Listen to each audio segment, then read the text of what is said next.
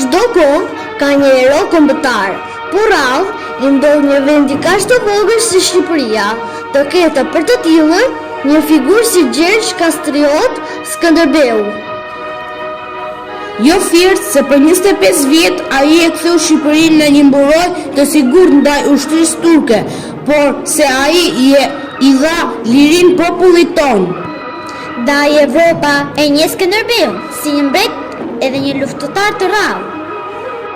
Gjergj Kastriot Skënderbeu lindi në Tibër në 6 maj 1405. Vdiq në qytetin e Lezhës në 17 janar 1468. Ishte djali më i vogël i Gjon Kastriotit dhe në Nevojsavës. Ai ishte fëmia i fundit pas 4 djemve dhe 5 vajzave të familjes së Kastriotëve.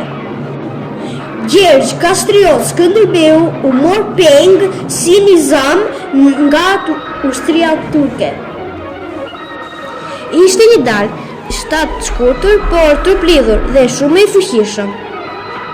Shpata e tij ishte shumë e rëndë.